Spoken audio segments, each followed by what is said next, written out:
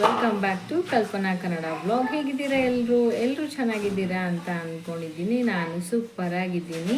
ನನ್ನ ಚಾನಲ್ಗೆ ನಿಮ್ಮೆಲ್ಲರಿಗೂ ಸ್ವಾಗತ ಅಂತ ಹೇಳ್ತಾ ಇವತ್ತಿನ ವಿಡಿಯೋನ ಸ್ಟಾರ್ಟ್ ಮಾಡ್ತಾ ಇದ್ದೀನಿ. ಸುಮ್ಮನೆ ಬೋರ್ ಆಗ್ತಾ ಇದೆ, ಏನಪ್ಪ ಮಾಡೋದು ಅಂತ ಕುತ್ಕೊಂಡು ಯೋಚನೆ ಮಾಡ್ತಾ ಇದ್ದೀನಿ. ಸೊ ಯಾಕಂದರೆ ಸ್ಟಿಚಿಂಗ್ ವರ್ಕ್ ಕೆಲಸ ಜಾಸ್ತಿ ಇದೆ, ಸ್ಟಿಚಿಂಗ್ ಮಾಡ್ತಾನೆ ಇದ್ದೀನಿ. ಸೊ ಒಂದು ವಾರ ಆಯಿತು, ಎಷ್ಟು ಮಾಡಿದ್ರೂ ಸಾಲ್ತಾ ಇಲ್ಲ, ಆ ಥರ ಅನ್ನಿಸ್ತಾ ಇದೆ ಸ್ಟಿಚಿಂಗು. ಸೊ ಮಾಡ್ಕೊಂಡೇ ಇದ್ದೀನಿ.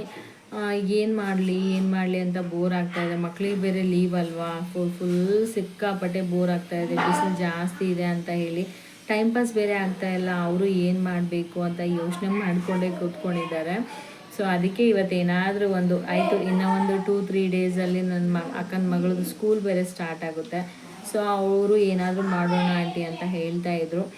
ಊಟ ಏನು ಕೊಟ್ರೇನು ತಿಂದುಬಿಡ್ತಾರೆ, ಬೇಡ ಅನ್ನಲ್ಲ. ಮತ್ತು ಅದ್ರ ಜೊತೆ ಸ್ನ್ಯಾಕ್ಸ್ ಅಂತೂ ಕಂಪಲ್ಸ್ರಿ ಇರಲೇಬೇಕು. ಯಾಕಂದರೆ ಇವಾಗ 3 ಟೈಮ್ ಊಟ ಕೊಟ್ಟಿದ್ದೀವಿ ಅಂದರೆ 3 ಟೈಮು ಸ್ನ್ಯಾಕ್ಸ್ ಇತ್ತು ಅಂದರೆ ಅವ್ರು ಏನೂ ಕೇಳಲ್ಲ ಬೇರೆದು, ಆ ಥರ ನಮ್ಮ ಮನೇಲೆಲ್ಲ. ಸೊ ಇವತ್ತು ಏನೋ ಒಂದು ಪಾರ್ಟಿ ಮಾಡೋಣ ಅಂತ ತುಂಬ ದಿವಸದಿಂದ ಹೇಳ್ತಾನೆ ಇದ್ರು. ಸೊ ಏನು ಮಾಡೋದು ಅಂತ ಅಂದ್ಕೊಳ್ತಾ ಇದ್ವಿ. ಸೊ ಪಿಜ್ಜಾ, ಬರ್ಗರ್ ಅದು ಇದು ತರಿಸೋಗಿಂತ ಮನೇಲೇ ಚೆನ್ನಾಗಿರೋದು ನಾವೇ ನಮ್ಮ ಕೈಯಿಂದ ಸ್ವಲ್ಪ ಎಫೆಕ್ಟ್ ಹಾಕ್ಬಿಟ್ಟು ಮಾಡಿಕೊಂಡ್ರೆ ಹೆಲ್ದಿಯಾಗಿ ನಾವು ತಿನ್ಬೋದಲ್ಲ ಅಂತ ಪ್ಲ್ಯಾನ್ ಮಾಡಿ ಪಾನಿಪುರಿ ಪಾರ್ಟಿ ಮಾಡೋಣ ಅಂತ ಅಂದ್ಕೊಂಡಿದ್ದೀವಿ. ಸೊ ಪಾನಿಪುರಿನ ನಾನು ಮನೇಲೇ ಮಾಡ್ತೀನಿ, ಯಾವ ರೀತಿ ಎಲ್ಲ ಪ್ರಿಪೇರ್ ಆಗಿ ಮಾಡ್ತೀನಿ, ಅದಕ್ಕೆ ಏನೆಲ್ಲ ಮಾಡ್ಕೋತೀನಿ ಅನ್ನೋದನ್ನು ನಾನು ತೋರಿಸ್ತೀನಿ. ಯಾಕಂದರೆ ಪ್ರತಿಯೊಂದು ನನ್ನ ಮನೆಯಲ್ಲೇ ಮಾಡಿರೋದು, ಓನ್ಲಿ ಪೂರಿ ಮಾತ್ರ ನಾನು ಔಟ್ಸೈಡಿಂದ ತಂದು ಮಾಡಬೇಕು ಅಂತ ಅಂದ್ಕೊಂಡಿದ್ದೀನಿ. ಸೊ ನೋಡಬೇಕು ಇವತ್ತು ಹೆಂಗಾಗುತ್ತೋ ಹೆಂಗಿಲ್ಲ ಅಂತ ನನಗೆ ಗೊತ್ತಿಲ್ಲ. ವಿಡಿಯೋ ಮಾತ್ರ ಸ್ಟಾರ್ಟ್ ಮಾಡಿದ್ದೀನಿ. ಸೊ ಸಪೋಸ್ ಆಯಿತು ಅಂದರೆ ಮಾಡಲೇಬೇಕು ಅಂತ ಅಂದ್ಕೊಂಡಿದ್ದೀನಿ. ಬಟ್ ಸ್ವಲ್ಪ ಸ್ಟಿಚಿಂಗ್ ವರ್ಕ್ ಇದೆ, ಅದನ್ನು ಕಂಪ್ಲೀಟ್ ಮಾಡ್ಕೊಂಡು ಕೂತ್ಕೊಂಡೆ ಅಂದರೆ ಸಾಯಂಕಾಲ ಆದ್ರೂ ನನಗೇನು ಟೆನ್ಷನ್ ಇರಲ್ಲ. ಯಾಕಂದರೆ ಸ್ಟಿಚಿಂಗ್ ವರ್ಕ್ ಬಿಟ್ಟು ನಾನು ಕೂತ್ಕೊಂಡೆ ಅಂದರೆ ಏನಾಗುತ್ತೆ, ಸಡನ್ ಮಾಡಿ ಕಸ್ಟಮರ್ ಬಂದು ರೆಡಿ ಆಯಿತಾ ಅಂತ ಕೇಳಿದರೆ ನನಗಿಲ್ಲ ಅನ್ನೋಕ್ಕಾಗಲ್ಲ. ಸೊ ಯಾಕಂದರೆ ನಾನು ಇವತ್ತು ಕೊಡ್ತೀನಿ ಅಂದಿದ್ದೀನಿ ಅಂದರೆ ನಾನು ಇವತ್ತು ಎನಿ ಕಂಡೀಷನಾಗಿ ನಾನು ಕೊಡಲೇಬೇಕು. ಸೊ ಅವ್ರ ಪಾಪ ಮನೆ ಹತ್ರ ಬಂದು ನಿಂತ್ಕೊಂಡು ಕೇಳಿ ಅವ್ರು ರಿಟರ್ನ್ ಮತ್ತೆ ಹೋಗೋದು ನನಗಿಷ್ಟ ಆಗಲ್ಲ. ಅದರಿಂದ ನಾನು ಯಾರು ಬಂದ್ರೂ ಎಲ್ಲಿ ಬಂದ್ರೂ, ಇವಾಗ ಅಕ್ಕನ ಮನೆಗೆ ಹೋಗಬೇಕು ಅಂದ್ರೂ ನನ್ನ ಕೆಲಸ ಇದೆಯಾ, ನಾನು ಕಂಪ್ಲೀಟ್ ಅದನ್ನು ತೊಗೊಂಡ್ಬಿಟ್ಟೆ ನಾನು ಹೋಗೋದು.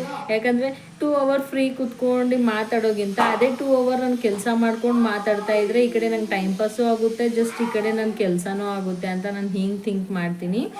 ಅದಕ್ಕೋಸ್ಕರ ಅಂತ ಹೇಳಿ ಪ್ಲ್ಯಾನ್ ಮಾಡಿಬಿಟ್ಟು ಅಂದ್ಕೊಂಡಿದ್ದೀವಿ ಏನು ಪಾರ್ಟಿ ಮಾಡಬೇಕು ಅಂತ. ನೋಡೋಣ ಇವತ್ತಿನ ಡೇ ಎಲ್ಲ ಹೇಗೆ ಹೋಗುತ್ತೆ ಅಂತ ಅಂದ್ಕೊಂಡು ಶುರು ಮಾಡ್ತಾ ಇದ್ದೀನಿ.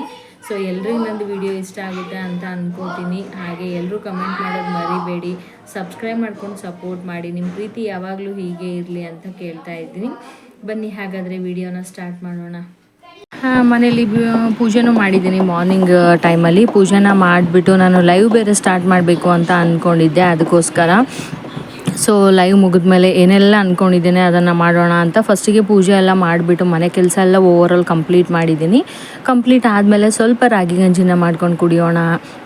ಯಾಕಂದರೆ ನನಗೆ ಬೆಳಗ್ಗೆ ತಿಂದುಬಿಟ್ಟು ಹ್ಯಾಬಿಟ್ ಇಲ್ಲ. ಅದಕ್ಕೋಸ್ಕರ ನಾನು ಮಾರ್ನಿಂಗ್ ಸ್ವಲ್ಪ ಏನಾದರೂ ರಾಗಿ ಗಂಜಿ ಈ ಥರ ಲಿಕ್ವಿಡ್ ಐಟಮ್ಸ್ನ ಯೂಸ್ ಮಾಡ್ತೀನಿ. ಯಾವಾಗಲೂ ಏನಾದರೂ ಒಂದು ಜ್ಯೂಸ್ ಇರ್ಬೋದು, ಹೆಲ್ದಿ ಜ್ಯೂಸ್ ಮಾಡ್ಕೊಳ್ಳೋದು, ಈ ಥರ ರಾಗಿ ಗಂಜಿ ಮಾಡ್ಕೊಳ್ಳೋದು ರೇರು. ನಾನು ಮಾರ್ನಿಂಗ್ ಟೈಮಲ್ಲಿ ತಿನ್ನೋದು ತುಂಬಾ ರೇರ್ ತಿಂತೀನಿ ನಾನು ಮಾರ್ನಿಂಗ್ ಟೈಮಲ್ಲಿ. ಅದಕ್ಕೋಸ್ಕರ ಹೆಲ್ದಿಯಾಗಿ ಈ ರಾಗಿ ಗಂಜಿನ ಮಾಡ್ಕೊಳ್ಳೋಣ ಅಂತ ನಾನು ಮಾಡ್ತಾಯಿದ್ದೆ. ಸೊ ಇದು ಎಲ್ಲ ಡ್ರೈ ಫ್ರೂಟನ್ನು ಮಿಕ್ಸ್ ಮಾಡಿಬಿಟ್ಟು ಮಾಡಿರೋಂಥ ಗಂಜಿ ತುಂಬ ಹೆಲ್ದಿ ಇದೆ. ಇದನ್ನು ತಿಂದರೆ ಒಂದು 2 ಅವರಷ್ಟು ಆದರೂ ನಮಗೆ ಹೊಟ್ಟೆ ಹಸು ಆಗಲ್ಲ. ಸೊ ನಾನು ಲೈವ್ ಮಾಡೋ ಟೈಮಲ್ಲಿ ಸ್ಕ್ರೀನ್ ಎಲ್ಲ ಹಾಕಿದ್ದೆ.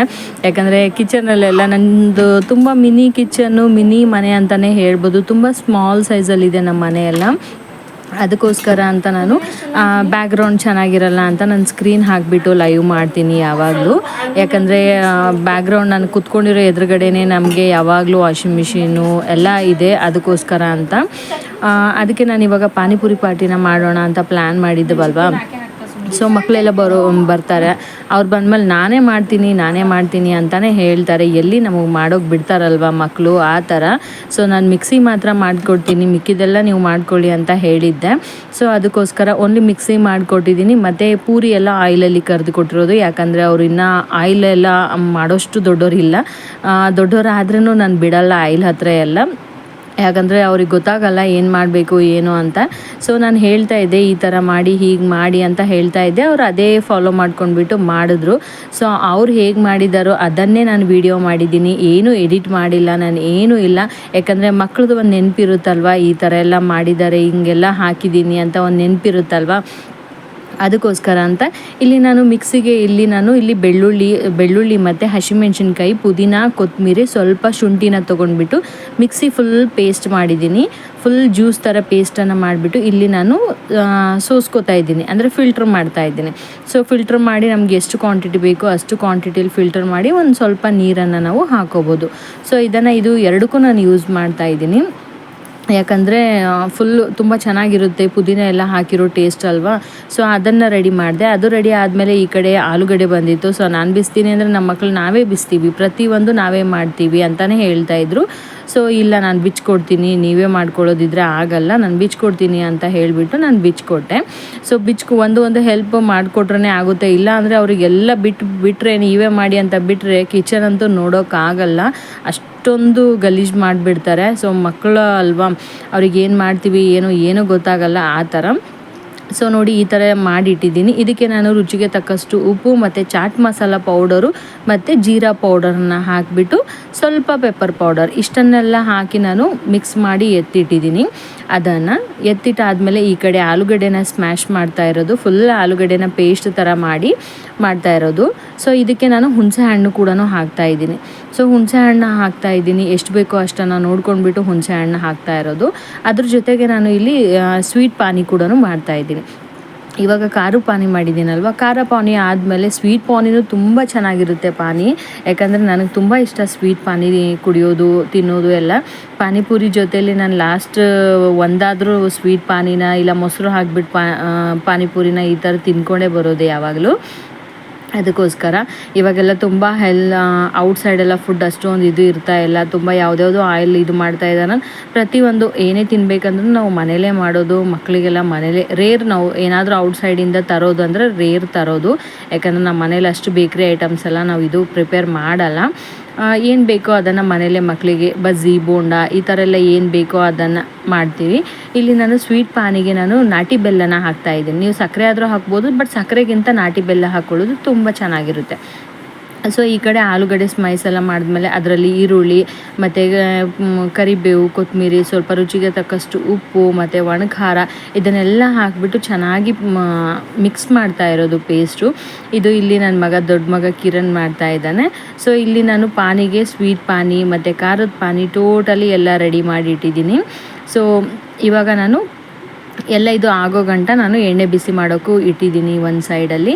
ಎಣ್ಣೆನ ಬಿಸಿ ಮಾಡೋದಾದಮೇಲೆ ನಾನು ಪೂರಿನ ಕರೆದು ಕೊಟ್ಟರೆ ಅವರು ಸ್ಟಾರ್ಟ್ ಮಾಡಬೇಕು. ಯಾಕಂದರೆ ಇನ್ನೂ ಯಾವಾಗ ಮಾಡ್ತೀರಾ ಅಂತ ವೇಟಿಂಗಲ್ಲೇ ಇರ್ತಾರೆ. ಸೊ ಪೂರಿ ಏನು ನಾನು ಮನೇಲಿ ಮಾಡಿಲ್ಲ, ಪೂರಿ ಔಟ್ಸೈಡಿಂದನೇ ತಂದಿರೋದು. ಯಾಕಂದರೆ ಪೂರಿ ಎಲ್ಲ ಮನೇಲಿ ಮಾಡೋಷ್ಟು ಪೇಷನ್ಸ್ ಅಂತೂ ಇಲ್ಲವೇ ಇಲ್ಲ. ಯಾಕಂದರೆ ಇದು ಪೂರಿ ಎಲ್ಲ ಮಾಡಬೇಕು ಅಂದರೆ ತುಂಬಾ ಟೈಮ್ ತೊಗೊಳುತ್ತೆ, ತುಂಬಾ ಆಗಿಬಿಡುತ್ತೆ. ಸೊ ಅದಕ್ಕೋಸ್ಕರ ಇಷ್ಟೆಲ್ಲ ನಾವು ಹೆಲ್ದಿ ಮನೇಲಿ ಮಾಡ್ಕೊಂಡ್ವಿ ಅಂದರೆ ಪೂರಿ ಒಂದು ಪಾಕೆಟ್ ತಂದರೆ ಏನು ಪ್ರಾಬ್ಲಮ್ ಆಗಲ್ವಲ್ಲ ಔಟ್ಸೈಡಿಂದ. ಅದಕ್ಕೋಸ್ಕರ ಇದು ಪೂರಿ ಯಾವಾಗ ಬೇಕೋ ಆವಾಗನ ನಾವು ತಂದಿಟ್ಕೊಂಡ್ರೆ ಸ್ಟಾಕ್ ಆಗಿ ಯಾವಾಗ ಬೇಕೋ ಅವಾಗ ನಾನು ಮಾಡ್ಬೋದು. ಸೊ ಈ ಕಡೆ ಎಣ್ಣೆ ಕೂಡ ಬಿಸಿಯಾಗಿತ್ತು. ಬಿಸಿ ಆದಮೇಲೆ ಎಣ್ಣೆಲೂ ಹಾಕ್ತಾ ಇದ್ದೆ. ತುಂಬ ಚೆನ್ನಾಗಿ ಬರುತ್ತೆ ಈ ಪೂರಿ. ಬಟ್ ಏನಾಗುತ್ತೆ ಅಂದರೆ ಮನೇಲಿ ಮಾಡಿರೋ ಪೂರಿ ಟೇಸ್ಟು ಸ್ವಲ್ಪ ಡಿಫ್ರೆಂಟ್ ಆಗಿರುತ್ತೆ, ಈ ಟೇಸ್ಟು ಸ್ವಲ್ಪ ಡಿಫ್ರೆಂಟ್ ಆಗಿರುತ್ತೆ. ನೀವು ಒಂದ್ಸರಿ ಟ್ರೈ ಮಾಡಿ ಔಟ್ಸೈಡಿಂದ ತಂದುಬಿಟ್ಟು ಬೇಕಂದರೆ.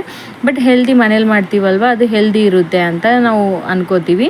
ಬಟ್ ಔಟ್ಸೈಡ್ದು ಸ್ವಲ್ಪ ಎಲ್ಲ ಮಸಾಲ ಅದು ಎಲ್ಲ ಹಾಕಿ ಕೊಡ್ತಾರಲ್ವ, ಸ್ವಲ್ಪ ಅದು ಅನ್ಹೆಲ್ದಿ ಥರ ಫೀಲ್ ಆಗಿಬಿಡುತ್ತೆ. ಬಟ್ ಅಪರೂಪ ರೇರಾಗಿ ತಿಂದರೆ ಚೆನ್ನಾಗಿರುತ್ತೆ. ನಾವು ರೇರಾಗಿ ತಿಂತೀವಿ, ಯಾವಾಗಾದರೂ ಒಂದೊಂದ್ಸರಿ 15 ದಿನಕ್ಕೆ ಒಂದ್ಸರಿ ಈ ಥರ ತಿಂತೀವಿ. ಸೊ ಈ ಕಡೆ ಎಲ್ಲ ನಾನು ಪೂರಿ ಎಲ್ಲ ರೆಡಿ ಮಾಡಿ ಕರ್ದು ಎಲ್ಲ ಮಾಡಿ ಇಟ್ಕೋತಾ ಇದ್ದೆ. ನಾನು ಪೂರಿ ಮಾಡೋಷ್ಟರಲ್ಲಿ ಅವ್ರು ಸ್ಟಾರ್ಟೇ ಮಾಡಿಬಿಟ್ಟಿದ್ರು, ಇನ್ನೂ ತಡ್ಕೊಳಕ್ಕಾಗಲ್ಲ ಅಂತ ಮಕ್ಕಳೆಲ್ಲ ಕುತ್ಕೊಂಡ್ಬಿಟ್ಟು ನೋಡಿ ಯಾವ ಥರ ಎಲ್ಲ ರೆಡಿ ಆಗಿದ್ದೀನಿ, ಬೂಂದಿ ಎಲ್ಲ ಹಾಕಿದ್ದೀನಿ, ಎಲ್ಲ ಈ ಥರ ನನಗೆ ಹೇಗೆ ಬರುತ್ತೋ ನನ್ನ ಮಕ್ಕಳಿಗೆ ಮಾಡಿಕೊಡ್ತೀನಿ. ಯಾಕಂದರೆ ಅವ್ರು ಖುಷಿ ಪಟ್ರೇ ನಮಗೆ ಖುಷಿ ಅಲ್ವಾ. ಸೊ ಅವ್ರು ತೃಪ್ತಿಯಿಂದ ತಿಂದು ನೋಡಿ ಯಾವ ಥರ ಬೈಟ್ ಮಾಡ್ಕೊಂಡು ತಿಂತಾ ಇದ್ದಾರೆ ಅಂದರೆ ಆ ಥರ ತಿಂತಾರೆ. ಫುಲ್ ಕಾಂಪಿಟೇಷನಲ್ಲಿ 4 ಜನ ಕುತ್ಕೊಂಡ್ಬಿಟ್ಟು ಕಾಂಪಿಟೇಷನ್ ಹಚ್ಚಿದ್ದಾರೆ, ಆ ಥರ ಮಾಡ್ತಾಯಿದ್ರು. ಸೊ ಅದನ್ನೆಲ್ಲ ಕಂಪ್ಲೀಟ್ ಎಲ್ಲ ಆದಮೇಲೆ ಈ ಕಡೆ ಸ್ವಲ್ಪ ಬಟ್ಟೆನ ಸ್ಟಿಚ್ ಮಾಡೋದು ಬಂದಿತ್ತು. ಅರ್ಜೆಂಟಾಗಿ ಟಾಪ್ಸು ಟಕ್ ಹಾಕ್ಕೊಡಿ ಅಂತ ಬಂದಿದ್ದರು. ಆಗಲ್ಲ ಅಂದೆ. ಬಟ್ ನಾಳೆ ಊರಿಗೆ ಹೋಗಬೇಕು, ಪ್ಲೀಸ್ ಹಾಕ್ಕೊಡಿ, ಬೇರೆ ಕಡೆ ಗೊತ್ತಿಲ್ಲ ಅಂತ ಈ ಥರ ಹೇಳ್ತಾಯಿದ್ರು. ಅದಕ್ಕೋಸ್ಕರ ಅಂತ ಸರಿ ಮಾಡಿಕೊಡ್ತೀನಿ ಬಿಡಿ ಅಂತ ಹೇಳಿಬಿಟ್ಟು ನಾನು ಬೇಗ ಬೇಗ ಅದು ಕೂಡ ಕಂಪ್ಲೀಟ್ ಮಾಡಿಕೊಂಡೆ. ಸೊ ತುಂಬ ವರ್ಕ್ ಬ್ಯುಸಿಲಿರ್ತೀನಿ ಯಾವಾಗಲೂ, ಫುಲ್ ಕೆಲಸ ಜಾಸ್ತಿ ಇರ್ತಾಯಿದೆ. ಈ ನಡುವೆ ಮಕ್ಕಳು ಮನೆಯಲ್ಲಿ ಅಡುಗೆ ಮಾಡೋದು, ಟಿಫನ್ ಮಾಡೋದು, ಅವ್ರು ಮತ್ತೆ ಏನು ಕೇಳ್ತಾರೋ ಅದನ್ನು ಮಾಡಿಕೊಡೋದು, ಈ ಕಡೆ ಎಲ್ಲ ಕೆಲಸ ಸಿಕ್ಕಾಪಟ್ಟೆ ಇರುತ್ತೆ. ಅದರಲ್ಲೆಲ್ಲ ಟೈಮ್ ಅಡ್ಜಸ್ಟ್ ಆಗೋಲ್ಲ. ಆದ್ರೂ ಕಷ್ಟಪಟ್ಟು ವ್ಲಾಗ್ನ ಮಾಡಿಬಿಟ್ಟು ಹಾಕ್ತಾಯಿದ್ದೀನಿ. ಹೋಪ್ ನಿಮ್ಮೆಲ್ರಿಗೂ ಇಷ್ಟ ಆಗುತ್ತೆ ಅಂತ ಹಾಕ್ತಾ ಇರೋದು. ಇಷ್ಟ ಆಯಿತು ಅಂದರೆ ಲೈಕ್ ಮಾಡಿ, ಶೇರ್ ಮಾಡಿ, ಕಮೆಂಟ್ಸ್ ಮಾಡಿ, ಇನ್ನಷ್ಟು ಸಪೋರ್ಟ್ ಮಾಡಿ ಅಂತ ಹೇಳ್ತಾ ವಿಡಿಯೋನ ಕಂಪ್ಲೀಟಾಗಿ ಮುಗಿಸ್ತಾ ಇದ್ದೀನಿ. ನಂದು ವಿಡಿಯೋ ನಿಮ್ಮೆಲ್ರಿಗೂ ಇಷ್ಟ ಆಗಿದರೆ ಸಬ್ಸ್ಕ್ರೈಬ್ ಮಾಡ್ಕೊಳ್ಳೋದು ಮರಿಬೇಡಿ, ಯಾಕಂದರೆ ನಿಮ್ಮಿಂದನೇ ನಾವು ಅಂತಲೇ ಹೇಳ್ಬೋದು. ಸೊ ನಿಮ್ಮ ಪ್ರೀತಿ ಯಾವಾಗಲೂ ಹೀಗೆ ಇರಲಿ ಅಂತಲೇ ಕೇಳ್ತಾ ಇರೋದು. ಸೊ ಮುಂದೆ ಕೂಡ ಒಳ್ಳೆ ವ್ಲಾಗ್ನ ಹಾಕೋಕ್ಕೆ ಟ್ರೈ ಮಾಡ್ತೀನಿ. ಆದಷ್ಟು ಒಳ್ಳೆ ವ್ಲಾಗ್ನ ಹಾಕೋಕ್ಕೆ, ಒಳ್ಳೆ ಕಂಟೆಂಟ್ನ ಕೊಡೋಕ್ಕೆ ಟ್ರೈ ಮಾಡ್ತೀನಿ. ಎಲ್ರಿಗೂ ಧನ್ಯವಾದಗಳು. Thank you.